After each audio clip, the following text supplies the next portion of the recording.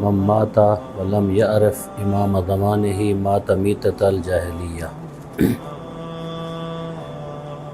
آج کا دن جو ہے بہت ہی اہمیت کا حامل دن ہے۔ آج کے دن کچھ ایسی چیزیں بھی ہیں جن کو ہمیں مد نظر رکھنا چاہیے، خصوصاً ہمارے جو ہے ہمارے مکتب میں اہل تشیع حضرات جو ہیں، کبھی کبھی ہم جب خوشی مناتے ہیں تو اس میں بھی ہم تجاوز کرتے ہیں، وہ بھی اچھی بات نہیں ہے،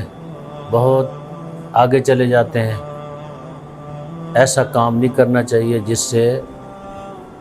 رضائے پروردگار حاصل نہ ہو سکے۔ ہم اللہ تعالیٰ کے حضور جواب دہ ہو جائیں قیامت کے دن۔ مثلاً خوشی کو ایسے منائیں جس طرح اہل بیت علیہم السلام نے ہمیں حکم دیا ہے، یا دوسرے الفاظ میں یوں کہوں کہ جس طرح حضرت حجت امام زمانہ عجل اللہ فرجہ الشریف چاہتے ہیں ہم اس قسم کی خوشی منائیں۔ مثلاً کیا ہوتا ہے جو میرے مشاہدے میں آیا ہے، میں بھی تقریباً کئی سال سے اس دن کو دیکھتا آ رہا ہوں اور بچپن میں بھی ہم اس کو مناتے آ رہے ہیں، وہ یہ ہے کہ ہماری مائیں، بہنیں، بیٹیاں، میں یہ نہیں کہتا کہ وہ ایسا جان بوجھ کے کرتی ہیں، وہ ہو سکتا ہے ان کے پاس علم نہ ہو، لا علمی کی وجہ سے۔ ہم جب خوشی کرتے ہیں تو ہم حدود الہی کو کراس کر جاتے ہیں، بالکل خیال نہیں کرتے۔ ہمارے حجاب جو ہے وہ ختم ہو جاتے ہیں۔ ہم جب کوئی اس طرح کا کام ہوتا ہے تو ہم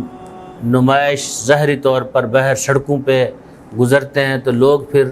یہ سوال تو کرتے ہیں ہم سے کہ ایک دن پہلے یہ حضرات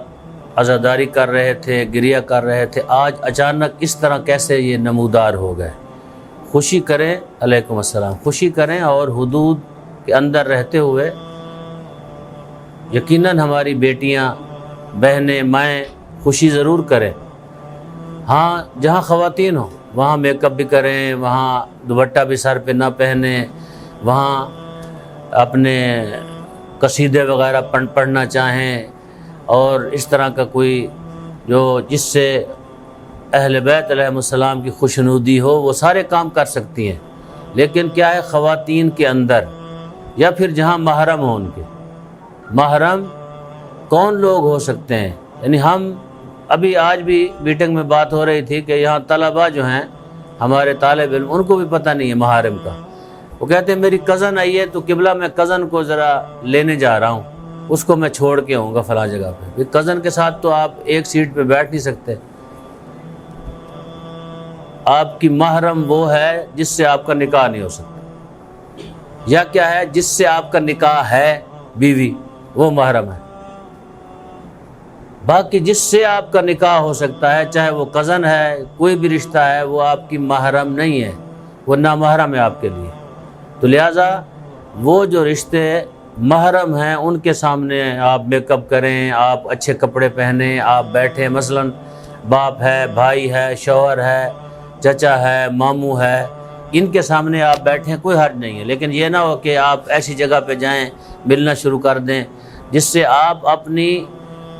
یہ عبادت، مقدس عبادت جو 2 مہینے آپ نے انجام دی ہے محرم اور سفر میں، یعنی باقی عبادات، نماز، روزہ، یہ فروعات دین جو ہیں وہ اپنی جگہ پہ ان کا ایک، کیونکہ وہ اللہ تعالیٰ کی طرف سے ہمارے اوپر واجب اور فرض کیے گئے، ان کا ایک اپنی جگہ پہ اہمیت اور مقام ہے۔ لیکن یہ عزاداری سید الشہداء ان عبادات کی روح ہے۔ اگر آپ سید الشہداء امام حسین علیہ السلام کی عزاداری اور امام حسین علیہ السلام کا تذکرہ آپ نہیں کریں گے تو باقی عبادات جو کریں گے تو وہ آپ کو شاید وہ فائدہ جو آپ چاہتے ہیں نہ ملے قیامت کے دن، کیونکہ احادیث کے اندر بھی ہے، حتیٰ قرآن کے اندر بھی میں بارہا بتا چکا ہوں کہ جب لوگوں نے پوچھا یا رسول اللہ ہمیں کیسے پتہ چلے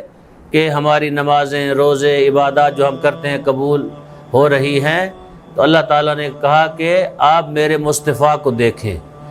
جو مصطفیٰ آپ کو کہے وہ کریں، جس سے منع کرے رک جائیں، اور میرے مصطفیٰ کی اطاعت کریں، ایسے سمجھیں کہ میری اطاعت ہو رہی ہے۔ اللہ نے قرآنی آیت ہے کہ رسول کی اطاعت در حقیقت خداوند متعال کی